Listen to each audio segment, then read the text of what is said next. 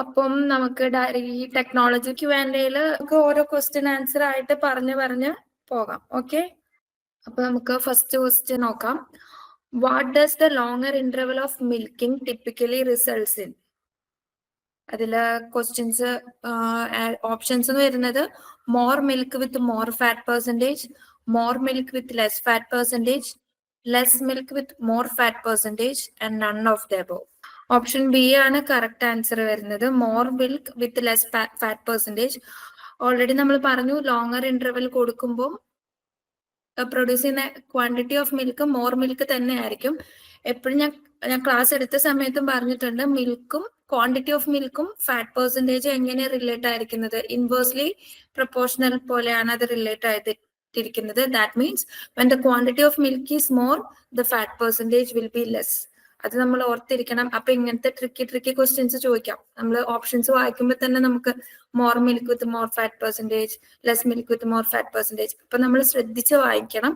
എപ്പോഴും longer interval of milking നമ്മൾ കൊടുക്കുമ്പോൾ കൂടുതൽ ക്വാണ്ടിറ്റി ഓഫ് മിൽക്ക് പ്രൊഡ്യൂസ് ചെയ്യും. അപ്പോൾ ക്വാണ്ടിറ്റി ഓഫ് മിൽക്ക് കൂടുതലാണെങ്കിൽ ഓട്ടോമാറ്റിക്കലി ഫാറ്റ് പെർസെൻറ്റേജ് കുറവായിരിക്കും. അപ്പം ഇതിന്റെ ഉത്തരം എന്ന് പറയുന്നത് ബി ആണ്, more milk with less fat percentage ആണ്. ഓപ്ഷൻ ബി ആണ് ഫസ്റ്റ് ക്വസ്റ്റ്യന്റെ ആൻസർ വരുന്നത്. നമുക്ക് സെക്കൻഡ് ക്വസ്റ്റ്യനിലേക്ക് പോവാം. What is the average percentage of water in cows milk? Option A 80%, B 87%, C 90% and D 92%. 87%.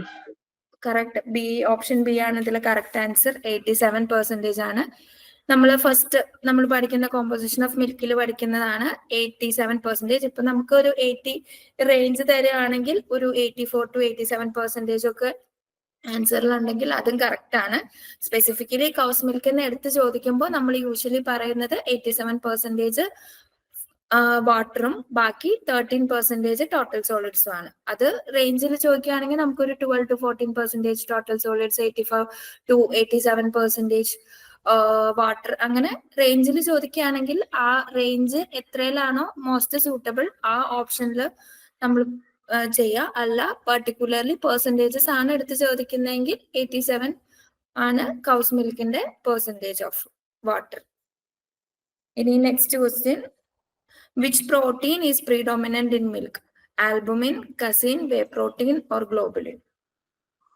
Casein ആണ്. അപ്പൊ മിൽക്ക് പ്രോട്ടീൻസ് 2 types ഉണ്ട്, casein and whey protein. പിന്നെ whey protein അണ്ടറിൽ വരുന്നതാണ് albumin, globulin, alpha lactalbumin, beta lactoglobulin, അതൊക്കെയാണ് whey protein അണ്ടറിൽ വരുന്നത്. കസീനിൽ എന്തൊക്കെ വരുന്നുണ്ട്? Alpha casein, beta casein, kappa casein, അതൊക്കെയാണ് കസീൻ്റെ അണ്ടറിൽ വരുന്നത്. ബേസിക്കലി ആ 2 പ്രോട്ടീൻസിൽ 80% കസീനും 20% വേ പ്രോട്ടീനും ആണ് നമ്മുടെ നോർമൽ മിൽക്കിൽ ഉള്ളത്. അതാണ് അതിന്റെ next question. What is the normal pH range of fresh milk? A ആണ് മോസ്റ്റ് സ്യൂട്ടബിൾ, കാരണം നമ്മളൊരു നോർമൽ ഫ്രഷ് മിൽക്കിന്റെ റേഞ്ച് പറയുന്നത് 6.4 to 6.6 ആണ്. പക്ഷെ ഇപ്പോൾ 6.7, 6.8 നമുക്ക് പറയാം. പക്ഷെ മോസ്റ്റ് സ്യൂട്ടബിൾ വരുന്നത് 6.4, 6.6 ആണ്. കാരണം സുകുമാരുടെ ബുക്കിലൊക്കെ നമ്മൾ normal pH of fresh milk എന്ന് പറയുന്നത് 6.4, 6.6 ആണ്. നമ്മളിപ്പം ഇപ്പൊ ഈ ഓപ്ഷൻ ഇല്ല, ബി ഓപ്ഷൻ ആണുള്ളതെങ്കിൽ നമുക്ക് ബി ഓപ്ഷനിൽ പോവാം. പക്ഷെ എപ്പോഴും 6.4 to 6.6 ആണ് pH of normal fresh milk എന്ന് പറയുന്നത്. അത് ശ്രദ്ധിക്കണം. Then next for bone development, calcium correct ആണ്. അത് കാൽഷ്യം, ഫോസ്ഫറസ്, പൊട്ടാസ്യം, മാഗ്നീഷ്യം ഇതൊക്കെയാണ് മിൽക്കിൽ ഏറ്റവും കൂടുതൽ മിനറലിന്റെ ഇതിൽ നമുക്ക് ഏറ്റവും കൂടുതൽ കാണുന്നത്. ആൻഡ് ഇതിലൊരു പോയിന്റ് ഉള്ളത്, milk is deficient in iron. അത് ഓർത്ത് വെക്കണം, മിൽക്കിൽ അയറൺ പ്രസന്റ് അല്ല. അപ്പം വേറൊരു ക്വസ്റ്റ്യൻ ഇതിന് ചാൻസ് ഉള്ളത്, which of the following minerals is not present in milk എന്നോ അല്ലെങ്കിൽ which mineral is deficient in milk എന്നോ ചോദിച്ചാൽ നമുക്ക് അയറൺ എന്നുള്ള ആൻസർ എടുക്കാം. മിൽക്കിൽ ഏറ്റവും കൂടുതലുള്ള മിനറൽസ് കാൽഷ്യം ആണ്. അതിൻ്റെ ഒപ്പം തന്നെ ഫോസ്ഫറസ്, പൊട്ടാസ്യം ഒക്കെ മഗ്നീഷ്യം ഒക്കെ മിൽക്കിൽ വരുന്ന മിനറൽസ് ആണ്. And next question, according to FSSAI the minimum fat percentage in full cream milk is? അതെ, 6% ആണ്. സി ആണ് ഉത്തരം. Minimum fat percentage in full cream milk എന്ന് പറയുന്നത് 6% ആണ്. അപ്പം FSSAIന്റെ സ്റ്റാൻഡേർഡ്സ് തറവായിരിക്കുക. FSSAI സ്റ്റാൻഡേർഡ്സിൽ മെയിൻ ആയിട്ട് നമ്മൾ ഓർത്തിരിക്കേണ്ട സ്റ്റാൻഡേർഡ്സ്, ഒന്ന് കൗ മിൽക്കിന്റെ സ്റ്റാൻഡേർഡ് ആണ്. അതിൽ minimum fat 3.2, and SNF minimum 8.3. അതുപോലെ തന്നെ ഡിഫറെന്റ് കാറ്റഗറീസ് വരുന്നത് ഏതൊക്കെയായിരുന്നു? ടോൺഡ് മിൽക്ക് ഉണ്ട്, ഡബിൾ ടോൺഡ് മിൽക്ക് ഉണ്ട്, സ്റ്റാൻഡേർഡൈസ്ഡ് മിൽക്ക് ഉണ്ട്, സ്കിം മിൽക്കിന് സ്റ്റാൻഡേർഡ് ഉണ്ട്, പിന്നെ full cream milk, mixed milk, ഇത്രയും സ്റ്റാൻഡേർഡ്സ്, ബഫല്ലോ മിൽക്കിന്റെ സ്റ്റാൻഡേർഡ്സ് എല്ലാം നമ്മൾ ഓർത്തിരിക്കണം. പിന്നെ നമ്മൾ ഡിസ്കസ് ചെയ്തതാണ് ക്യാമൽ മിൽക്കിന് ഒരു സ്റ്റാൻഡേർഡ് ഇപ്പൊ പറയുന്നുണ്ട്, മിനിമം 2% ഫാറ്റ് വരുന്ന സ്റ്റാൻഡേർഡ്, അതും ഓർത്തിരിക്കണം. അതൊക്കെ നമ്മൾ ക്ലാസ്സിൽ ഡിസ്കസ് ചെയ്തതാണ്. FSSAI സ്റ്റാൻഡേർഡ് ഇമ്പോർട്ടന്റ് ആണ്, ക്വസ്റ്റ്യൻസ് വരാൻ ചാൻസ് ഉണ്ട്. അപ്പൊ FSSAI സ്റ്റാൻഡേർഡ്സ് നമ്മൾ തറവായിരിക്കണം. അത് മിനിമം ആണോ മാക്സിമം ആണോ അതും ഓർമ്മ ഉണ്ടാവണം. കാരണം ഇപ്പൊ നമ്മൾ സ്കിം മിൽക്ക് ചോദിക്കുകയാണെങ്കിൽ maximum fat percentage in skim milk ആണ് നമ്മൾ 0.5% പറയുന്നത്. അപ്പൊ മാക്സിമം ആണോ മിനിമം ആണോ അതെല്ലാം ഓർമ്മ ഉണ്ടായിരിക്കണം. FSSAI സ്റ്റാൻഡേർഡ്സ് തറവായിരിക്കണം. Then the next question is, what is the minimum SNF required for toned milk as per FSSAI? Minimum SNF ആണ് ചോദിക്കുന്നത്. ടോൺഡ് മിൽക്ക് A option ആണ് correct. 8.5 ആണ് minimum SNF percentage of toned milk. Double toned milk ആകുമ്പോൾ minimum SNF will become 9%. അപ്പൊ നമ്മൾ എന്താണ് toned ആണോ double toned ആണോ എന്താണ് ചോദിച്ചിരിക്കുന്നത് അതൊക്കെ നോക്കിയിട്ട് വേണം ആൻസർ ചെയ്യാൻ.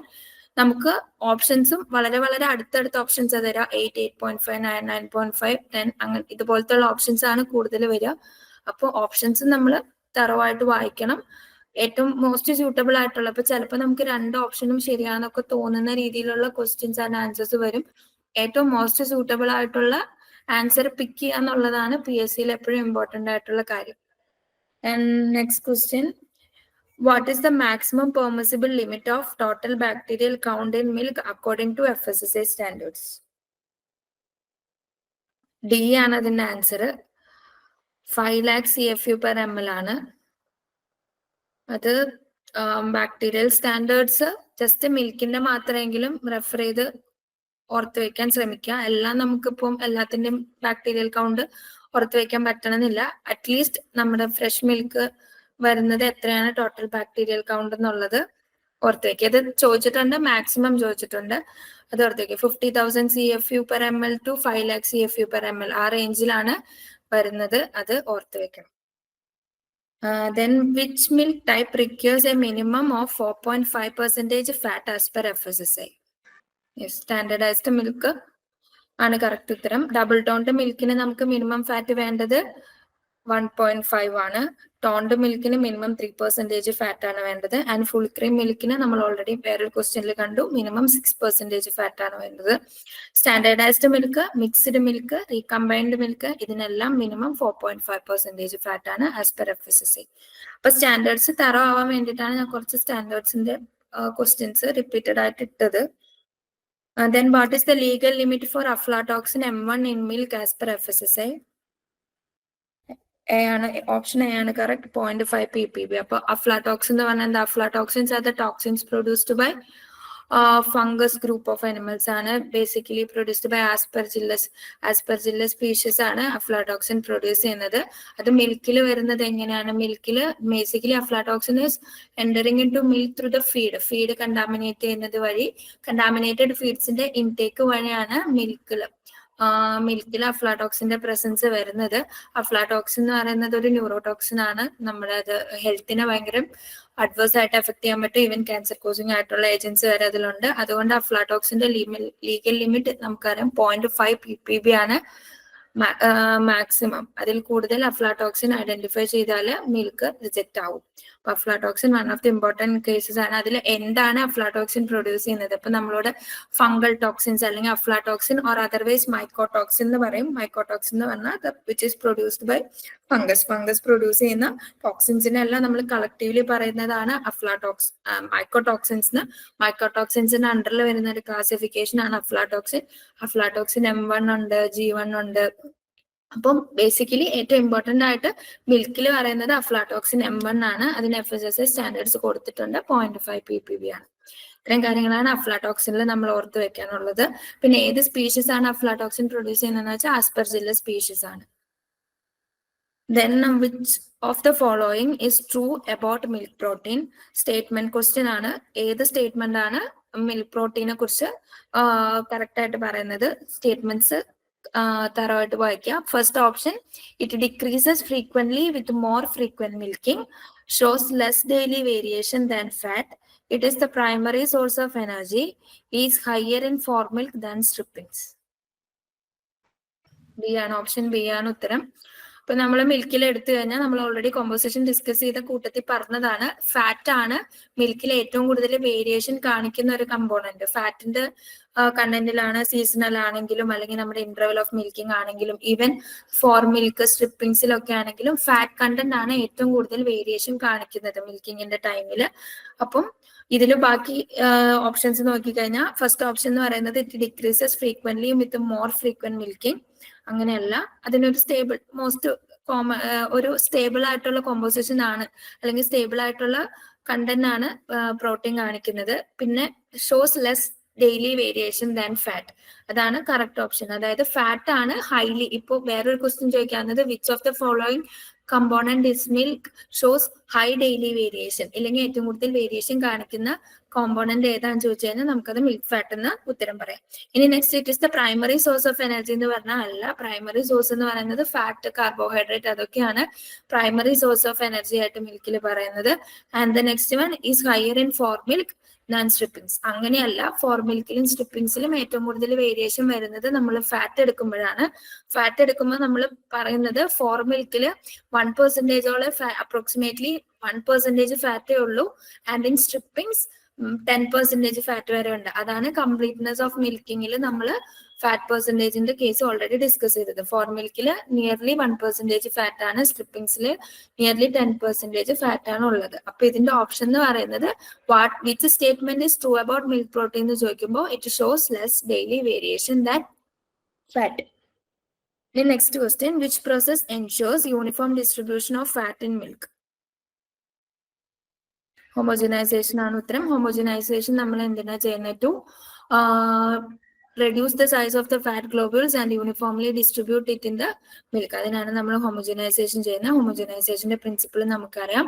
ഹൈ പ്രഷറിൽ ഒരു നാരോ സ്ലിറ്റിൽ കൂടെ മിൽക്കിനെ പാസ് ചെയ്യിപ്പിക്കുമ്പോൾ milk fat globules will be broken down into smaller globules. ഇപ്പോൾ യൂഷ്വലി നമ്മൾ പറയുന്നത് 2 to 20 മൈക്രോമീറ്റർ ആണ് യൂഷ്വലി ഫാറ്റ് ഗ്ലോബ്യൂൾസിന്റെ സൈസ് വരുന്നത് നോർമൽ മിൽക്കിൽ.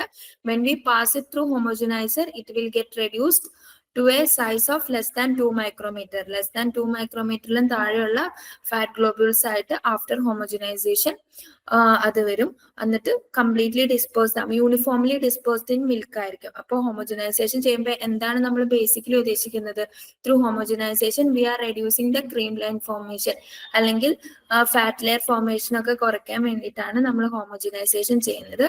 ഹോമോജനൈസേഷൻ നമ്മൾ 2500 two-stage homogenization ആണെങ്കിൽ 2500 psi and 500 psi ആണ് first stage and second stage ഹോമോജനൈസേഷനിൽ നമ്മൾ ചെയ്യുന്നത്. പിന്നെ അടുത്ത ഓപ്ഷൻ നോക്കാം, പാസ്ചറൈസേഷൻ എന്നാണ് നമുക്ക് ഓൾറെഡി അറിയാം. To kill all pathogenic organism and almost all spoilage organism. Heat treatment ആണ് നമ്മൾ ബേസിക് ആയിട്ടുള്ള heat treatment process given to milk ആണ്. സ്റ്റെറിലൈസേഷൻ എന്ന് പറയുമ്പോൾ complete destruction of micro organism ആണ്. നമ്മൾ 116 to 118 ഡിഗ്രി സെൽഷ്യസിൽ ചെയ്യുന്ന പ്രോസസ്സാണ്. ഫിൽട്രേഷൻ എന്ന് പറയുമ്പോൾ നോർമലി നമ്മളൊരു സീവോ അല്ലെങ്കിൽ ഒരു മസ്ലിൻ ക്ലോത്തിന്റെ ഉള്ളിക്കോട് നമ്മൾ മിൽക്കിനെ പാസ് ചെയ്തിട്ട് to remove the foreign bodies. ഇത്രയാണ് ബാക്കി 3 പ്രോസസ്സ് വരുന്നത്. അപ്പൊ distribution of milk uniform, distribution of milk fat globules uniformly എന്ന ഓപ്ഷൻ ഹോമോജനൈസേഷൻ ആണ്. And next question is pasteurisation was invented by Louis Pasteur. Correct ആണ്. അത് ജസ്റ്റ് ഞാനൊരു ചിലപ്പോൾ ചോദിക്കാതിരിക്കാം, ജസ്റ്റ് ഫോർ ഒരു ഇതിന് എത്തുന്നേ ഉള്ളൂ. Then find out the correct statement from below. First statement is buffalo milk has a lower fat content than cow milk. Colostrum has a similar composition of whole milk. The portion of milking affects the fat content of milk. Only 3 ആണ് option വരിക. Buffalo മിൽക്കിന് higher fat content than cow milk ആണ്, nearly 6% ഒക്കെ വരുന്നുണ്ട്. കൗ മിൽക്കിൽ നമ്മൾ FSSAI standards പറയുന്നത് 3.2 ആണ് minimum, പക്ഷെ ബഫല്ലോ മിൽക്കിന് 6% ആണ്. Colostrum has a similar composition അല്ല. Colostrum has a different composition from that of whole milk. Colostrum usually contains high amount of fat, high amount of protein, carbohydrates and even it contains immunoglobulins. അതാണ് കൊളസ്ട്രോത്തിന്റെ main difference. പിന്നെ നമ്മൾ portion of milking effects the fat content എന്ന് പറയുമ്പോൾ four milk and സ്ട്രിപ്പിങ്ങിന്റെ കേസാണ് പറയുന്നത്. അപ്പൊ നമ്മളോട് correct statements ആണ് ചോദിച്ചിരിക്കുന്നത്. കറക്റ്റ് സ്റ്റേറ്റ്മെന്റ്സ് ഓൺലി 3, അതാണ് ഓപ്ഷൻ ഇനി next question, which is the most heat resistant enzyme in milk? Peroxidase ആണ് മോസ്റ്റ് ഹീറ്റ് റെസിസ്റ്റന്റ് എൻസൈം എന്ന് പറയുന്നത്. ലാക്ടോ പെറോക്സിഡേസ് എന്ന് ചോദിച്ചാലും കറക്റ്റ് ആണ്. പെറോക്സിഡേസ് ഗ്രൂപ്പ് ഓഫ് എൻസൈംസ് ആണ് മോസ്റ്റ് ഹീറ്റ് റെസിസ്റ്റന്റ് വരുന്നത്. ബാക്കി ലിപ്പേസ് ആണെങ്കിലും ലിപ്പേസ് ആക്ടിവിറ്റി നമ്മുടെ ഹോമോജനൈസേഷൻ ടെമ്പറേച്ചറിൽ അറസ്റ്റ് ആവും. യൂഷ്വലി ഒരു 55 എബോവ് ടെമ്പറേച്ചറിൽ ലിപ്പേസിന്റെ ആക്ടിവിറ്റി പോകും. പ്രോട്ടിയേസും കാറ്റലൈസും ഒക്കെ അത്രയും ഹീറ്റ് റെസിസ്റ്റന്റ് അല്ല.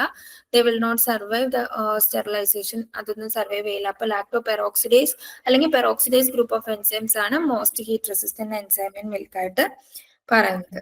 ഇനി next question, the freezing point of milk is approximately -0.545 degree Celsius ആണ് ഫ്രീസിംഗ് പോയിന്റ് ഓഫ് മിൽക്ക്. കാരണം ഫ്രീസിംഗ് മിൽക്കിൽ നോർമൽ വാട്ടറിനേക്കാളും ഡിപ്രഷൻ ഓഫ് ഫ്രീസിംഗ് പോയിന്റ് ഉണ്ട് because of the presence of other solutes.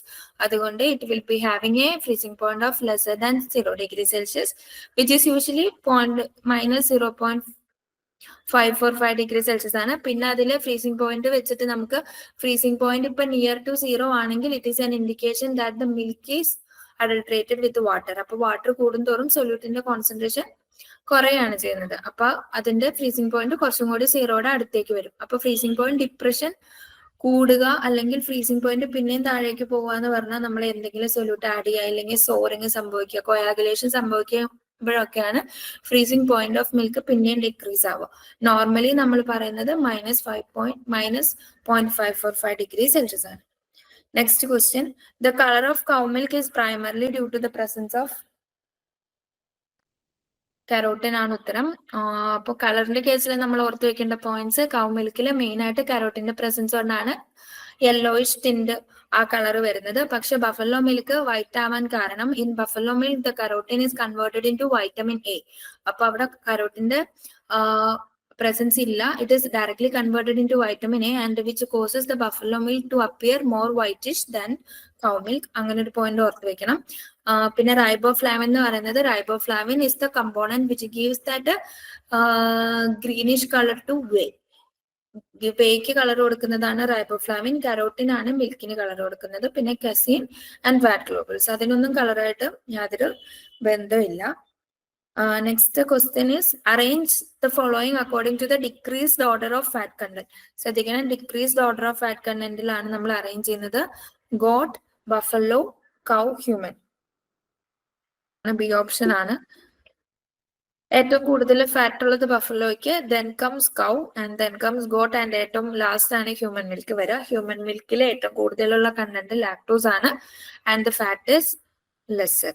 So ഇങ്ങനത്തെ questions according composition of മിൽക്കിനെ base ചെയ്ത് ചോദിക്കുമ്പോൾ ഇങ്ങനത്തെ ക്വസ്റ്റ്യൻസ് നമുക്ക് എക്സ്പെക്ട് ചെയ്യാം. Increasing order, decreasing order. ഇപ്പൊ ഗോഡ്, ബഫലോ, കൗ, ഹ്യൂമൻ തന്നെ ആവണമെന്നില്ല. നമ്മുടെ FSSAയിൽ പറഞ്ഞിട്ടുള്ള വേണമെങ്കിൽ toned milk, double toned milk, standardised cup, അങ്ങനെ ക്വസ്റ്റ്യൻസ് വരാം. Arrange them according to the increasing order of their fat content ചോദിച്ചിട്ട് അങ്ങനെയും ക്വസ്റ്റ്യൻ വരാം. സ്പീഷീസിനെ ബേസ് ചെയ്ത് വരണ അങ്ങനെയും വരാം. ഇതൊരു മോഡൽ ഓഫ് ക്വസ്റ്റ്യൻ എട്ടുന്നേ ഉള്ളൂ. Then the density of milk is highest at option A ആണ് correct answer. The density of milk highest ആവുന്നത് 4 degree Celsius-ലാണ്. Because the water നമ്മൾ പറയാറ് density of water is highest at 4 degree Celsius because അതിന്റെ molecules ഒക്കെ highly compactly packed ആയിട്ടുള്ളത് ആ ഒരു ടെമ്പറേച്ചറിലാണ്. അപ്പൊ അതിൽ അതിൽ ടെമ്പറേച്ചർ കൂടിയാലോ കുറഞ്ഞാലോ ആ 4 ഡിഗ്രിയിലുള്ള ഡെൻസിറ്റിനെക്കാളും കുറവായിരിക്കും ഉണ്ടാവുക. അതുകൊണ്ടാണ് നമ്മൾ maximum density is at 4 degree Celsius എന്ന് പറയുന്നത്. നെക്സ്റ്റ് ക്വസ്റ്റ്യൻ നോക്കാം. The fat in milk exist in the form of, option B ആണ് കറക്റ്റ്. ഫാറ്റ് എങ്ങനെ എക്സിസ്റ്റ് ചെയ്യണം? അപ്പോൾ ഓരോ കമ്പോണന്റും ഓരോ ഫോമിലാണ് എക്സിസ്റ്റ് ചെയ്യുന്നതെന്ന് നമ്മൾ മിൽക്കിന്റെ ക്ലാസ് എടുത്തപ്പോൾ പറഞ്ഞായിരുന്നു. അതിൽ ഫസ്റ്റ് വൺ എന്ന് പറയുന്നത് ഫാറ്റ് ആണ്. Fat exist in the form of emulsion ആണ്. കൊളോയിഡൽ സസ്പെൻഷൻ ആയിട്ട് എക്സിസ്റ്റ് ചെയ്യുന്ന കമ്പോണന്റ് എന്താ? പ്രോട്ടീൻ ആണ് കൊളോയിഡൽ സസ്പെൻഷൻ ആയിട്ട് എക്സിസ്റ്റ് ചെയ്യുന്നത്. ആൻഡ് ട്രൂ സൊല്യൂഷൻ ആയിട്ട് കാണുന്നത് ലാക്ടോസ് ആൻഡ് വേ ആണ്. ട്രൂ സൊല്യൂഷൻ ലാക്ടോസ്, വേ, മിനറൽസ്, സോൾട്ട്, അതൊക്കെയാണ് ട്രൂ സൊല്യൂഷൻ ആയിട്ട് എക്സിസ്റ്റ് ചെയ്യുന്നത്. അപ്പോൾ fat in milk exist in the form of emulsion. Next question, which microorganism is most commonly associated with milk spoilage? Option C ആണ് ഉത്തരം, Pseudomonas. ബാക്കി streptococcus, Lactobacillus and ലൂക്കണോസ്റ്റോക്സ് അതെല്ലാം lactic acid bacterias ആണ്. Mainly നമ്മൾ fermentation use ചെയ്യുന്ന useful bacteria ആണ്. Pseudomonas is the bacteria which is associated with milk spoilage, usually under low temperature. Low temperature ലാണ് കൂടുതൽ സ്യൂഡോമോണസിന്റെ ആക്ഷൻ വരുന്നത്. They are സൈക്ലോട്രോഫിക് ഓർഗാനിസംസ് ആണ് സ്യൂഡോമോണസ്. സ്യൂഡോമോണസ് ഫ്ലൂറസൻസ് മിൽക്കിൽ ഡിഫറെന്റ് കളേഴ്സ് സ്യൂഡോമോണസ് കോസ് ചെയ്യുന്നുണ്ട്. Proteases and lipases produce ചെയ്യുന്നത് Pseudomonas species ആണ്. And their lipases and proteases are highly stable. അതുകൊണ്ട് തന്നെയാണ് അവര് സ്പോയിലേജ് വരുത്താനുള്ള കാരണം. അപ്പൊ ബാക്കി 3 ഓപ്ഷൻ നമ്മൾ ശ്രദ്ധിച്ചാൽ മനസ്സിലാവും. Streptococcus, Lactobacillus and Leuconostoc lactic acid bacteria, and the only bacteria among the option is Pseudomonas, which cause milk spoilage. Next question, which fatty acids are significant in milk fat? Option B ആണ്. B ആണ് നമ്മുടെ milk ഫാറ്റില്. ഇതില് ഈ തന്നിരിക്കുന്ന ഓപ്ഷൻസിൽ significant fatty acid linoleic and arachidonic acid ആണ്. ഇനി വേറെ ഏതെങ്കിലും ഇപ്പൊ name a particular fatty acid which attributes to the flavor of milk. മിൽക്കിന് ഫ്ലേവർ കൊടുക്കുന്ന ഒരു പർട്ടിക്കുലർ ഫാറ്റി ആസിഡ് എന്താന്ന് ചോദിച്ചാൽ അത് ബ്യൂട്രിക് ആസിഡ് ആണ്. Butyric acid is the one of the fatty acid which is associated with the flavour of milk. ഇപ്പോ butyric acid ഇപ്പൊ ഏതെങ്കിലും ഒരു fatty acid which is exclusively മിൽക്കിൽ മാത്രം കാണുന്ന, അല്ലെങ്കിൽ മിൽക്ക് ഫാറ്റിന് മാത്രം പെക്യുലർ ആയിട്ടുള്ള ഒരെണ്ണത്തിന്റെ പേര് ചോദിച്ചാൽ അത് ബ്യൂട്രിക് ആസിഡ് ആണ്.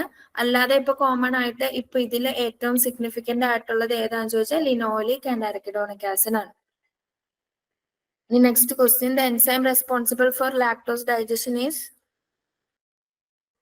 ലാക്ടോസ് ഡൈജഷൻ ആണ് ക്വസ്റ്റ്യൻ. ലാക്ടോസ് ഡൈജഷനിൽ ലാക്ടേസ് ആണ്, അല്ലെങ്കിൽ ബീറ്റാ ഗാലക്ടോസിഡേസ് ചോദിച്ചാലും കറക്റ്റ് ആണ്. ലാക്ടേസ് ആണ് answer. Amylase is for starch digestion ആണ്, മറക്കരുത്. അമൈലേസ് സ്റ്റാർച്ചിന്റെ ഡൈജഷന് വേണ്ടിയിട്ട് യൂസ് ചെയ്യുന്ന എൻസൈം ആണ്, ലാക്ടോസിന്റെ അല്ല. Then lipase is for fat and protease is for protein. Then the thermoduric bacteria in milk can survive low pH, low temperatures, pasteurization temperature and UV radiation. Thermoduric bacteria in milk can survive pasteurization temperature ആണ് അത്. This particularly thermoduric bacteria മാത്രം speciality ആണ്. They can survive the pasteurization temperatures. Then what is the recommended temperature for milk storage to prevent microbial growth? Option A ആണ് answer വരുന്നത്. Below 4 degree Celsius ആണ് നമ്മൾ recommend ചെയ്യുന്ന temperature. കാരണം സൈക്ലോട്രോഫിക് ബാക്ടീരിയക്ക് even 5 to 6 degree സെൽഷ്യസിൽ വരെ growth കാണിക്കാം. അതുകൊണ്ട് എപ്പോഴും 4 ഡിഗ്രി സെൽഷ്യസ് ബിലോ ആണ് നമ്മൾ മൈക്രോബിയൽ ഗ്രോത്ത് പ്രിവെന്റ് ചെയ്യാൻ വേണ്ടിയിട്ട് റെക്കമെൻഡ് ചെയ്യുന്ന temperature, below 4 degree Celsius. Next question, which traditional product is made by fermenting milk with lactic acid bacteria? Dahi. അത് സിമ്പിൾ ക്വസ്റ്റ്യൻ ആണ്. അതിൽ പനീർ ഹീറ്റ് ആസിഡ് കോയാഗുലേറ്റഡ് പ്രൊഡക്റ്റ് ആണ്. Usually we will use citric acid, lactic acid, acetic acid ഒക്കെ use ചെയ്ത് heat acid കോയാഗുലേറ്റഡ് product ആണ് പനീർ. കോവ എന്ന് പറയുന്ന heat desiccated product ആണ്, മിൽക്കിനെ കോൺസെൻട്രേറ്റ് ചെയ്ത് ഉണ്ടാക്കുന്നതാണ്. ഗീ എന്ന് പറയുമ്പോൾ milk fat, clarified butter fat ആണ് ഗീ. അത് ഫാറ്റ് റിച്ച് പ്രൊഡക്റ്റ് ആണ്. Fermenting milk with lactic acid bacteria is dahi. Which product is prepared by evaporating milk to 65 to 70% of its original volume? ഇവിടെ evaporating milk to 65 to 70% of its original volume എന്ന് പറയുന്നത് ബാസുന്തി ആണ് answer വരുന്നത്. കോവ ഒരു desiccated product ആണ്. ഇപ്പൊ റാബ്രി, ഇതിലിപ്പോ ബാസുന്തി ഇല്ല, റാബ്രി ആണെങ്കിലും. പക്ഷെ റാബ്രിക്ക് 65 to 70% അത്രയും നമ്മൾ ഇവാപ്പറേറ്റ് ചെയ്യുന്നില്ല. റാബ്രിയുടെ സ്പെഷ്യാലിറ്റി എന്ന് പറഞ്ഞാൽ അതിൽ we will add clotted cream flakes ആയിട്ട് ആഡ് ചെയ്യുന്ന, അതാണ് റാബ്രിയുടെ. കോവ എപ്പോഴും ഡെസിക്കേറ്റഡ് പ്രൊഡക്റ്റ് ആണ്. അത് അങ്ങനെ തന്നെ ഇത്രയും, അല്ലെങ്കിൽ this is mainly for basundi, kheer, അങ്ങനത്തെ ഇവാപ്പറേറ്റഡ് മിൽക്ക് പ്രൊഡക്ട്സിൽ വരുന്നതാണ് 65 to 70% of its original volume. Basundi ആണ് right answer. Basundi is somewhat similar to that of kheer. ആണ്. അതിൽ 65-70% നമ്മൾ ഇവോപ്പറേറ്റ് ചെയ്ത് ഷുഗർ ആഡ് ചെയ്ത് സാഫ്രോൺ അല്ലെങ്കിൽ അതർ ഡ്രൈ ഫ്രൂട്ട്സ് ഒക്കെ ആഡ് ചെയ്ത് ഓൾമോസ്റ്റ് പായസം പോലെ തന്നെ ഉണ്ടാക്കുന്ന ഒരു ട്രഡീഷണൽ ഡയറി പ്രൊഡക്റ്റ് ആണ് ബാസന്തി. ചന്ന അത് അഗെയിൻ ഹീറ്റ് ആസിഡ് കോയാഗുലേറ്റഡ് പ്രൊഡക്റ്റിൽ വരുന്നതാണ്. Then which dairy product has highest fat content? Ghee already അറിയാം. ഗീ ഫാറ്റ് റിച്ച് പ്രൊഡക്റ്റ് ആണ്. 99.5% ഗീയിൽ ഫാറ്റ് തന്നെയാണ്. അതുകൊണ്ട് ഹയസ്റ്റ് ഫാറ്റ് കണ്ടന്റ് ഗീയിലായിരിക്കും. Then the key step in making ghee is answer വരുന്നത് clarification of butter fat. ക്ലാരിഫിക്കേഷന്റെ temperature എത്രയാണ് നമ്മൾ പറയുന്നത്? 120°C ആണ് ഗീയില് ക്ലാരിഫിക്കേഷന്റെ ടെമ്പറേച്ചർ വരുന്നത്. ക്ലാരിഫിക്കേഷന്റെ ടെമ്പറേച്ചർ ഒന്ന് ഓർത്ത് വെക്കണം. ക്ലാരിഫിക്കേഷൻ എന്ന് പറയുന്നത് ബേസിക്കലി റിലേറ്റഡ് ടു എന്ത് പ്രൊഡക്റ്റ് ആണെന്ന് വെച്ചാൽ ഗീ. ക്ലാരിഫൈഡ് ബട്ടർ ഫാറ്റ് ആണ് ghee. What is the typical moisture content in khoa? 40-45% ആണ് കോവയുടെ മോയ്സ്ചർ കണ്ടന്റ് വരുന്നത്. ഇപ്പൊ നമ്മൾ ജസ്റ്റ് കോവ എന്ന് ചോദിച്ചു കഴിഞ്ഞാൽ FSSAI സ്റ്റാൻഡേർഡ് ഫോളോ ചെയ്യുക. 40-45% അല്ല. സപ്പോസ് ഡിഫറെന്റ് ടൈപ്സ് ഓഫ് കോവ നമ്മൾ പറയുന്നത് ദാബ്, ധനേദാർ, പിണ്ടി വെറൈറ്റീസ് അങ്ങനെ സ്പെസിഫിക്കലി ചോദിക്കുകയാണെങ്കിൽ നമ്മൾ BIS സ്റ്റാൻഡേർഡ്സ് ഫോളോ ചെയ്ത് അതിന്റെ മോയ്സ്ചർ കണ്ടന്റ് പറയാം. ജസ്റ്റ് കോവ മാത്രമാണെങ്കിൽ അതിന്റെ ടിപ്പിക്കൽ മോയ്സ്ചർ കണ്ടന്റ് എന്ന് പറയുന്നത് 40-45% ആണ്. നെക്സ്റ്റ് നമുക്ക് കുറച്ച് അഡൾട്രൻസ് റിലേറ്റഡ് ആയിട്ടുള്ള ക്വസ്റ്റ്യൻസ് നോക്കാം. Which reagent is used to detect starch in milk? Iodine solution ആണ്. ഫെല്ലിംഗ് സൊല്യൂഷൻ നമ്മൾ കാർബോഹൈഡ്രേറ്റ് ഡിറ്റക്ട് ചെയ്യാൻ വേണ്ടിയിട്ടാണ്. ബെനഡിക് സൊല്യൂഷൻ ഗ്ലൂക്കോസിനാണ്. അപ്പം എന്താണ് റിയേജന്റ്? ഓരോ അഡൾട്രന്റും അല്ലെങ്കിൽ ഓരോ കെമിക്കലും എന്ത് കെമിക്കൽ എന്ത് ഡിറ്റക്ട് ചെയ്യാൻ യൂസ് ചെയ്യുന്നു അത് നമുക്ക് ഓർമ്മയുണ്ടാവണം. റിയേജന്റ് യൂസ് ചെയ്യുന്നത്, കളർ ചേഞ്ച്, ഈ കാര്യങ്ങളൊക്കെയാണ് ബേസിക്കലി നമ്മൾ അഡൾട്രന്റ് റിലേറ്റഡ് ആയിട്ടുള്ളതിൽ വരുന്നത്. Name of the reagent used, name of the test used for the detection and what is the colour change happening. ഈ 3 പോയിന്റ്സ് ആണ് നമ്മൾ അഡൾട്രൻസ് അല്ലെങ്കിൽ പ്രിസർവേറ്റീവ്സ് ഇതൊക്കെ ഡിറ്റക്ട് ചെയ്യുന്ന ടെസ്റ്റിൽ ഇമ്പോർട്ടന്റ് ആയിട്ട് വരുന്നത്. Then which adulterant causes a blue violet color when mixed with neutralizers in milk? Neutralizers already ക്വസ്റ്റ്യനിൽ പറഞ്ഞിട്ടുണ്ട്. Caustic soda. അപ്പം ഇങ്ങനത്തെ ക്വസ്റ്റ്യൻസിൽ നമ്മൾ ചാടിക്കേറി ഡിറ്റർജന്റ് അങ്ങനെ നോക്കരുത്. ക്വസ്റ്റ്യൻ വായിക്കണം. ചിലപ്പം ക്വസ്റ്റ്യന്റെ ഉള്ളിൽ തന്നെ നമുക്ക് വേണ്ട ആൻസറും ഉണ്ടാവും. അപ്പോൾ എപ്പോഴും ക്വസ്റ്റ്യൻ ഫസ്റ്റ് തറവായിട്ട് വായിച്ചതിന് ശേഷം മാത്രം ആൻസർ ചെയ്യാം. Then next question is find out the wrong statement. The Rasosinol test indicate the presence of cane sugar in milk. The Barford test give the glucose content in milk.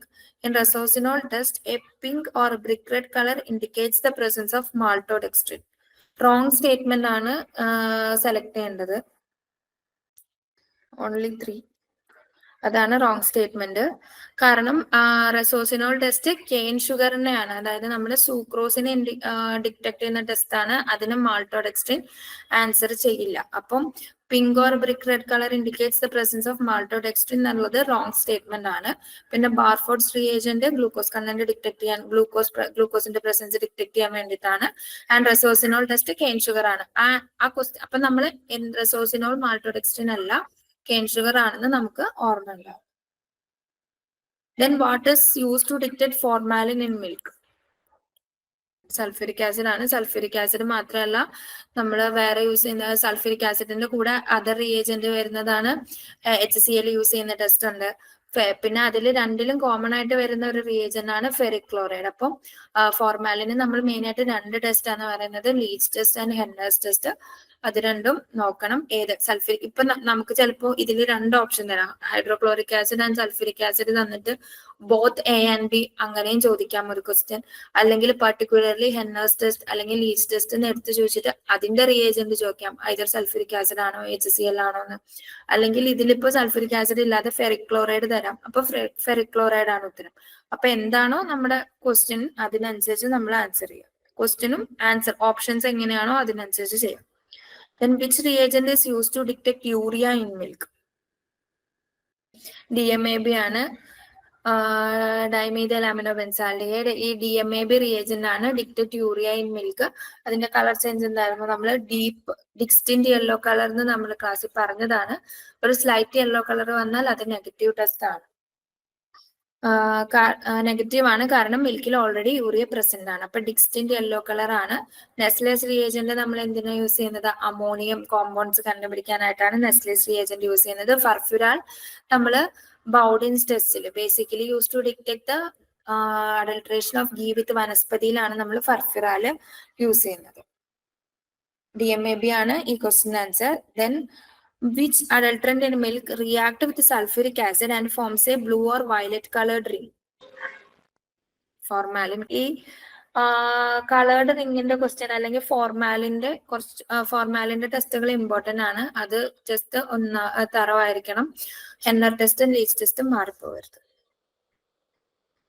Then what were the common adulterants found in milk in urban areas according to 2012 FSSAI survey? Option A, water, detergent, urea and skim milk powder. Option B, water, antibiotics and sugar. Option C, detergent, urea, preservatives. And option D, water, starch and fat. Correct answer, water, detergent, urea and skim milk powder ആയിരുന്നു 2012 സർവേയില് ഏറ്റവും കൂടുതൽ adulterants ആയിട്ട് മിൽക്കിൽ identify ചെയ്തിട്ടുണ്ടായിരുന്നത്. Water ആയിരുന്നു most common. Then detergent usually add ചെയ്യുന്നത് മിൽക്കിന് ആ ഒരു consistency ഒക്കെ വരാനാണ്. Then urea of course for increasing the protein content of milk, and SMP other SNF total solid ഒക്കെ increase ചെയ്യാൻ വേണ്ടിയിട്ടാണ് SMP ആഡ് ചെയ്യുന്നത്. These were the main adulterants found in milk during FSSAI survey 2012. Then next question, select the correct statement or statements about the detection of formaldehyde. Option 1, Henner test involves adding ferric chloride and sulfuric acid. Violet colored ring at the junction indicates the presence of formalin. Leach test is done using HCl and ferric chloride. Formation of green color during leach test indicates the presence of formalin. ഇതിലെ correct statement ആണ് നമ്മളോട് identify ചെയ്യാൻ പറഞ്ഞിട്ടുള്ളത്. Correct statement ഏതാ? 1, 2, 3 ആണ് correct answer. Henna ടെസ്റ്റില് sulphuric acid and ferric chloride. ഇതിൽ തെറ്റെന്ന് പറയുന്നത് formation of green colour during leach test അല്ല. ഫോർമേഷൻ ഓഫ് എന്ത് കളറാണ് ലീച്ച് ടെസ്റ്റിൽ കളർ ചേഞ്ച് വരുന്നത്? ബ്രൗണിഷ് പിങ്ക് ആണ്. ബ്രൗണിഷ് കളർ അല്ലെങ്കിൽ ബ്രൗണിഷ് പിങ്ക് കളർ ആണ് ലീച്ച് ടെസ്റ്റില് കളർ ചേഞ്ച് വരുന്നത്. അപ്പം ഗ്രീൻ കളർ എന്നുള്ള സ്റ്റേറ്റ്മെന്റ് തെറ്റാണ്. Then the darker chloroform layer during the methylene blue test indicate presence of detergents ആണ്. ഓപ്ഷൻ ബി ആണ് ഉത്തരം. പ്രസൻസ് ഓഫ് ഡിറ്റർജൻസ് ആണ്. Chloroform and methylene blue use ചെയ്യുന്ന ടെസ്റ്റ് പ്രസൻസ് ഓഫ് ഡിറ്റർജൻസിനെ ഡിറ്റക്ട് ചെയ്യാൻ വേണ്ടിയിട്ട് use ചെയ്യുന്നതാണ് നമ്മള്. പിന്നെ വേറൊരു റിയേജന്റ് യൂസ് ചെയ്യുന്നത് ബ്രോമോക്രസോൾ പർപ്പിൾ എന്ന് പറഞ്ഞിട്ട് നമ്മളൊരു റിയേജന്റ് യൂസ് ചെയ്യുന്നുണ്ട്. That is other test reagent use for the detection of detergents. Chloroform layer darker ആയിട്ട് വരുന്ന ടെസ്റ്റ് മെത്തിലിൻ ബ്ലൂ ടെസ്റ്റ് ആണ് and it detects the presence of detergent. The next question, which adulterant in milk can cause kidney damage due to its toxic effects? Option C ആണ് correct answer. Melamine ആണ് toxic effects കൊണ്ടുവരുന്നത്. Urea of course over intake of urea can damage kidney, അതൊരു പാർട്ടാണ്. പക്ഷെ melamine ആണ് toxic എഫക്ട്സിലേക്ക് cos ചെയ്യുന്നത്. നമ്മുടെ ഇവിടെ ഇല്ല, പക്ഷെ മെലാമൈൻ അഡൾട്രേഷൻ ഇൻ മിൽക്ക് അല്ലെങ്കിൽ മിൽക്ക് പ്രൊഡക്ട്സ് ചൈനയിലൊക്കെ ഐഡന്റിഫൈ ചെയ്തിട്ടുണ്ടായിരുന്നു. അപ്പോൾ മെലാമൈൻ ആണ് one of the most toxic adulterant in milk. അത് ഫോർമാൽഡിഹൈഡ് പോലെ തന്നെ ഭയങ്കര ടോക്സിക് ആയിട്ടുള്ള ഒരു അഡൾട്രന്റ് ആണ് melamine. Then which of the following is a confirmatory test for added salt in milk? Correct ആണ്, സിൽവർ നൈട്രേറ്റ് ടെസ്റ്റ് ആണ് confirmatory test for salt. Silver നൈട്രേറ്റും പൊട്ടാസ്യം ഡൈക്രോമേറ്റും നമ്മൾ ആഡ് ചെയ്യുന്ന ടെസ്റ്റ് ആണ്. ഹൻസ ടെസ്റ്റ് എന്ന് പറയുന്നത് cow and buffalo milk mix ചെയ്തിട്ടുണ്ട്. Mixing of cow and buffalo milk identify ചെയ്യാനാണ് നമ്മൾ ഹൻസ ടെസ്റ്റ് യൂസ് ചെയ്യുന്നത്. ഫോം ടെസ്റ്റ് എന്ന് പറയുന്നത് ജസ്റ്റ് നമ്മൾ മിൽക്ക് ഷേക്ക് ചെയ്ത് നോക്കുക. ഒരു പർട്ടിക്കുലർ ക്വാണ്ടിറ്റി ഓഫ് മിൽക്ക് എടുത്ത് ഷേക്ക് ചെയ്ത് നോക്കുമ്പോൾ ഫോമിംഗ് ഉണ്ടെങ്കിൽ it is an indication that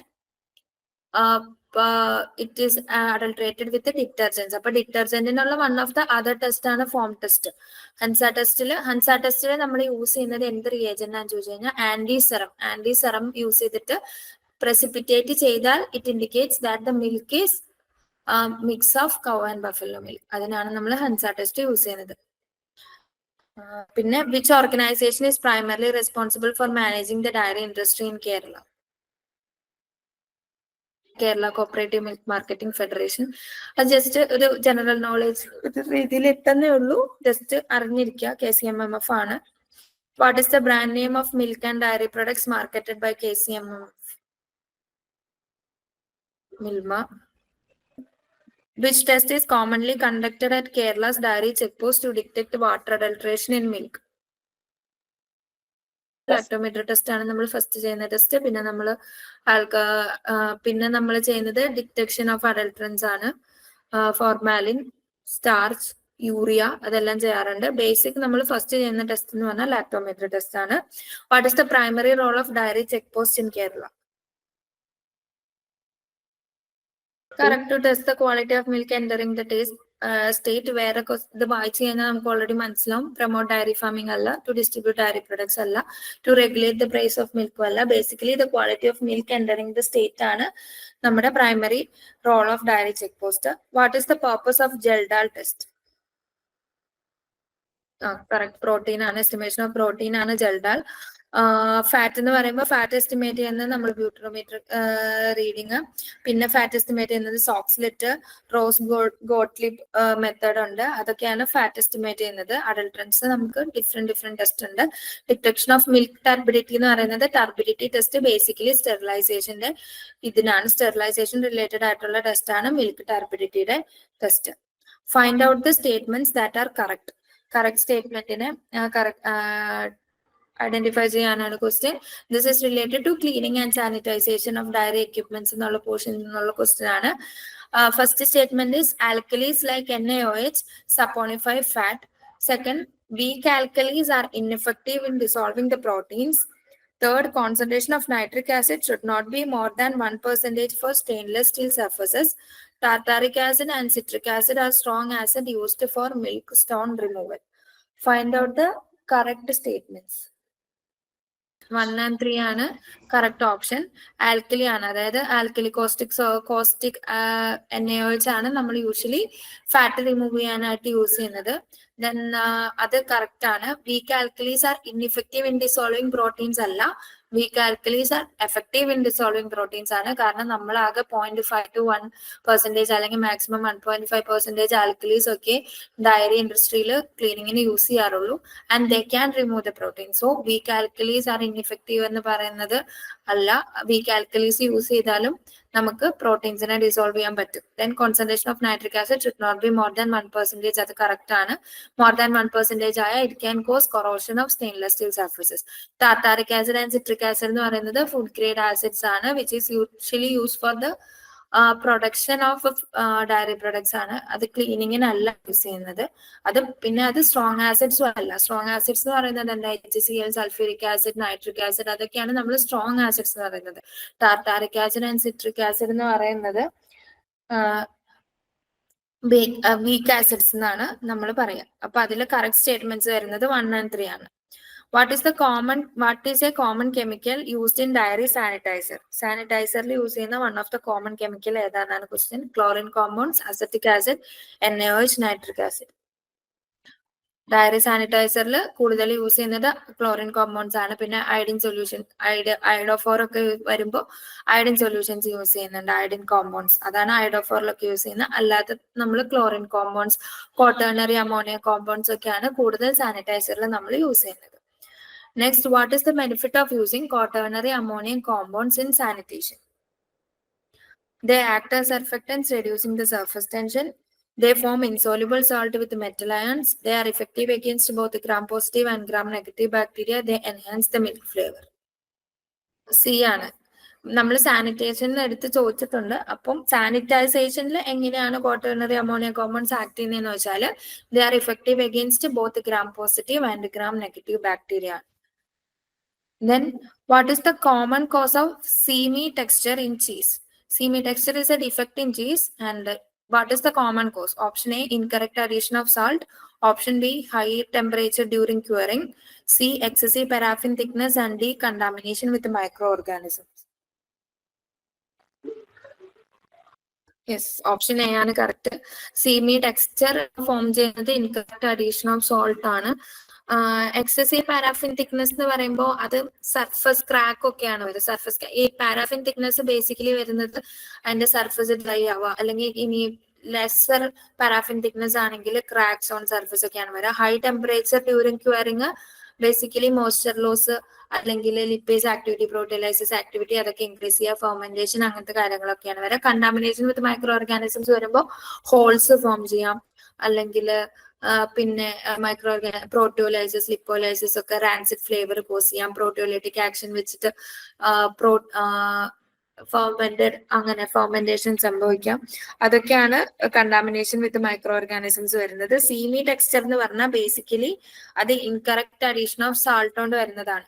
salt പ്രോപ്പറായിട്ട് കറക്റ്റ് പെർസെൻറ്റേജിൽ ആഡ് ചെയ്യാതിരിക്കുക, അല്ലെങ്കിൽ ഇൻപ്രോപ്പർ മിക്സിങ് സംഭവിക്കുക, അപ്പോഴൊക്കെയാണ് സീമി ടെക്സ്ചർ ഇൻ ചീസ് വരിക. അത് basically due to the incorrect addition of salt ആണ്.